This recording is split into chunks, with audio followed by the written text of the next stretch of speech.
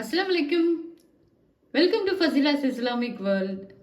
இன்னைக்கு நம்ம பார்க்க போற டாபிக் அரேபியாவின் இஸ்லாமிய வரலாற்றில் ஒரு நாள். வாங்க வீடியோக்குள்ள போலாம். அண்ணன் நபி ஸல்லல்லாஹு அலைஹி வஸல்லம் அவர்கள் தாயிஃப் போருக்கு முடிந்து திரும்பி வந்து கொண்டிருந்தார்கள். கூடவே அலி ரலியல்லாஹு அவர்கள் அண்ணலோடு அணிவகுத்து வந்து கொண்டிருந்தார்கள். அன்புக்குரிய மருமகனும் கண்மணி மகள் பாத்திமாவின் அருமை கணவருமான அலி ரலியல்லாஹு அவர்களை தனியே அழைத்து சென்ற பெருமானார் ஆன்மீக ரகசியங்களை பலவற்றை அலி ரலியல்லாஹு அவர்களுக்கு எடுத்து சொன்னார்கள். அதை கண்ட உமர் ரலியல்லாஹு அவர்கள், யா ரசூலல்லாஹ், தாங்கள் அலி ரலியல்லாஹு அவர்களுக்கு மட்டும் ரகசியமாக ஏதாவது போதிக்கிறீர்களா என்று கேட்டார்கள். நான் ஒன்றும் போதிக்கவில்லை, அல்லாஹுதான் போதித்தான் என்று பதில் உரைத்தார்கள் நபி ஸல்லல்லாஹு அலைஹி வஸல்லம் அவர்கள்.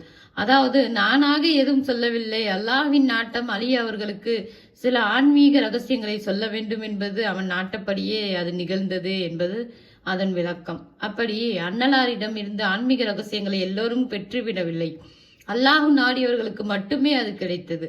அதனால்தான் நான் ஞானத்தின் பட்டணம் அலி அதன் தலைவாசல் என்றார்கள் அண்ணல் நபி ஸல்லல்லாஹு அலைஹி வஸல்லம் அவர்கள். ஞானத்தின் வரிசை அலி ரலியல்லாஹு அவர்களிடம் இருந்து ஆரம்பமாகிறது. அதனால்தான் அலி அவர்கள் இம்மை வாழ்க்கையில் பற்றில்லாமல் வாழ்ந்தார்கள். எல்லோருக்கும் புரியாத பல மறைஞானத்தை அறிந்த காரணத்தால் அபூபக்கர் ரலியல்லாஹு அவர்களுக்கும் உமர் ரலியல்லாஹு அவர்களுக்கும் ஆலோசனை கூறும் இடத்தில் அலி ரலியல்லாஹு அவர்கள் இருந்தார்கள். ஒரு முறை ஹஜ்ஜை முடித்த கலிஃபா உமர் ரலியல்லாஹு அவர்கள் அஸ்வத் கல்லை முத்தமிட்டார். முத்தமிட்ட பிறகு, ஏ கல்லே, நீ சாதாரண கல் தான், நபி ஸல்லல்லாஹு அலைஹி வஸல்லம் அவர்கள் உன்னை முத்தமிட்டதால் தான் நானும் உன்னை முத்தமிடுகிறேன் என்று சொன்னார்கள். பக்கத்தில் நின்று கொண்டிருந்த அலி ரலியல்லாஹு அவர்கள், உமர் அவர்களே, சற்று நிதானியுங்கள், இதை முத்தமிடுவதனால் நன்மையும் முத்தமிடாததால் இழப்பையும் ஒருவருக்கு வழங்குகிறது என்று சுட்டிக்காட்டினார்கள். அலி அவர்கள் சொன்னதை கேட்டு திகைத்த உமர், கொஞ்சம் விளக்கமாக சொல்லுங்கள் என்றார்.